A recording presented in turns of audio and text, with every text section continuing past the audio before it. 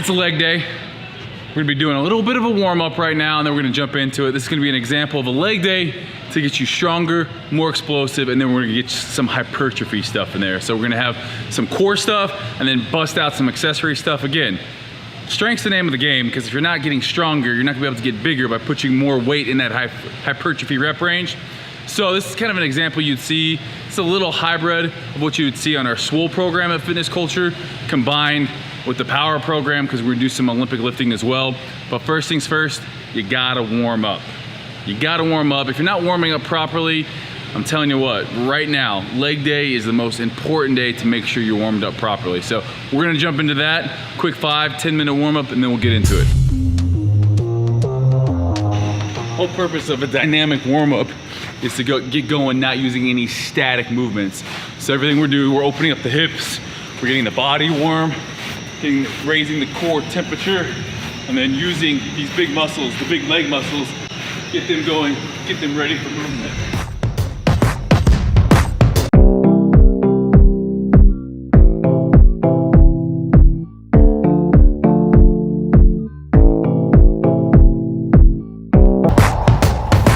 Also, stretching like this.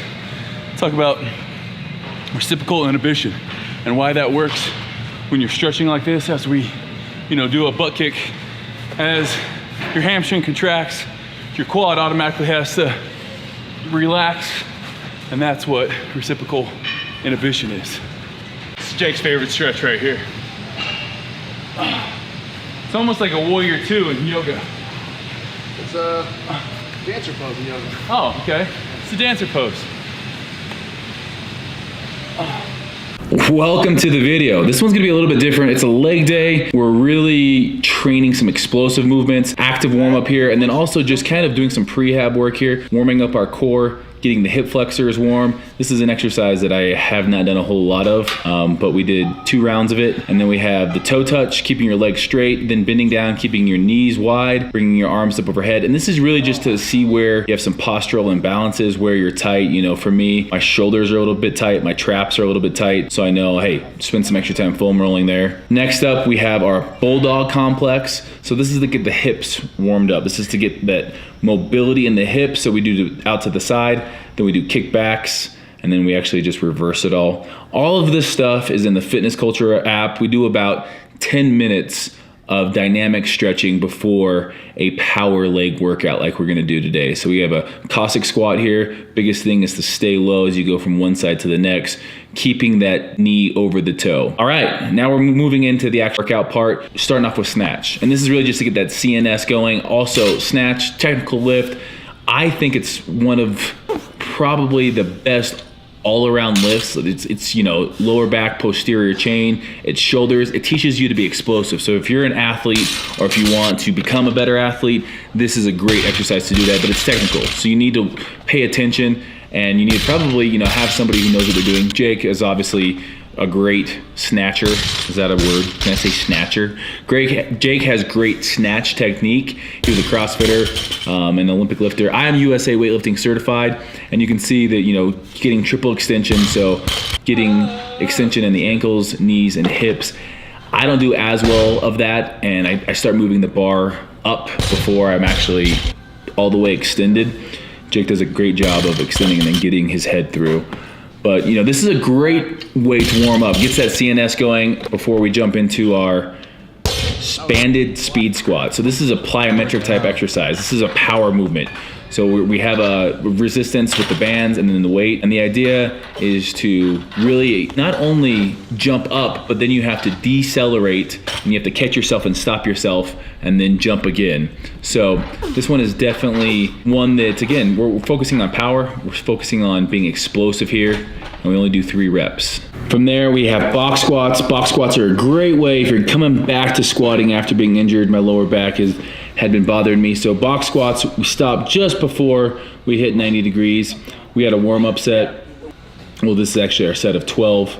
We go 12, 10, 8, 6, 4 on these. And again, the biggest thing with this, go down to your butt, hits that pad, lets you know that you're there, and then you're right back out. So it gives you that sense of security. You're not going super deep in the hole. Biggest thing, you want to force those knees out while you're squatting. You don't want to let those knees start caving in, especially as it gets heavy. This is our heavy set here, going down, working, pushing through, and then we have a banded TKE.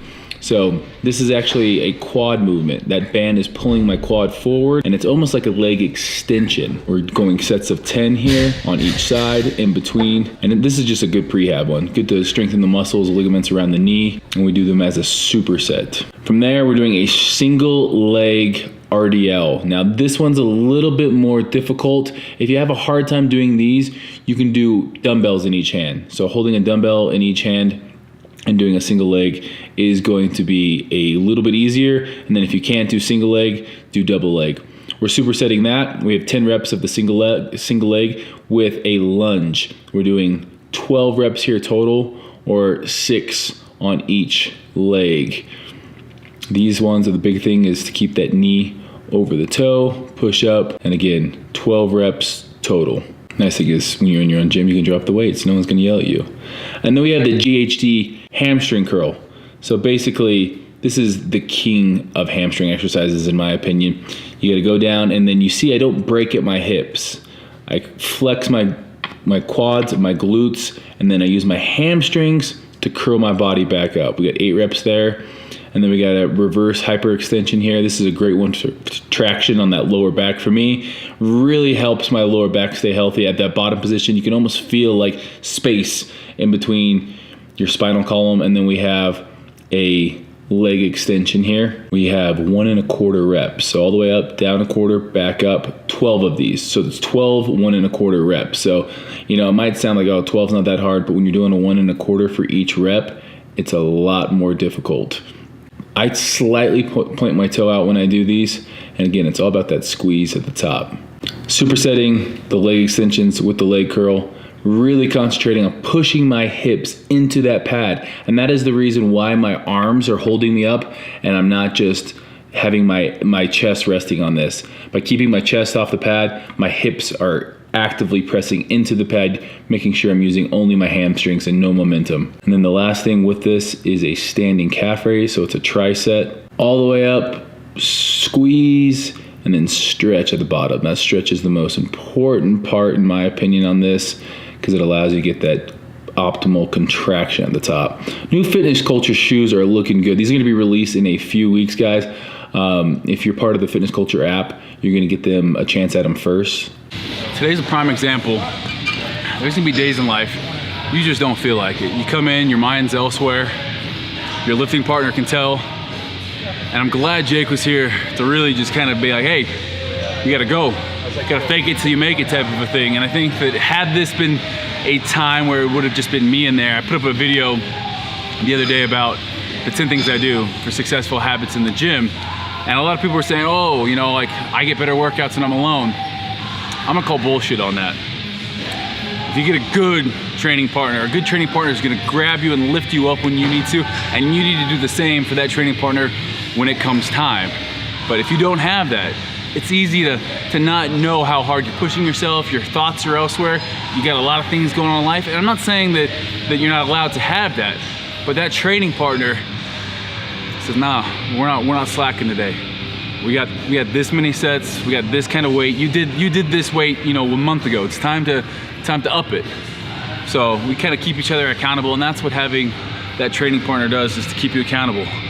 So whether it's an app, whether it's a partner, you need to go on and be able to see what you've done and where you've been. Otherwise, you don't know where you're going. If you have a plan and you know where you've been, you can see, okay, I progressed. Things, you know, might have slowed down a little bit. Okay, let's look at changing something up. But prime example of in life, there can be times you just don't feel like it. You don't feel like, you know, being in a relationship. You don't feel like doing that job. You don't feel like whatever it is. There's things you got to go through. If you make a commitment, you need to look at the situation. And there's things I didn't do well. I didn't go to bed early last night. I stayed up too damn late. I woke up this morning, didn't get my nutrition on point. So it's all those little things over and over again. Those little things, they add up. Little things matter. Because if you don't do the little things right, you're not gonna come in and do the big things right. You feel it. There's this change. You're not doing everything you can to get better. And that's the biggest thing. Get better. Before you come in to work out, hone in on what it is gonna be that day. That's a leg day. If you guys wanna see more of this, check out Fitness Culture's website. Also, obviously, I got tons of videos on my channel. Make sure you guys like and subscribe if you haven't. I'm gonna go get a little shake.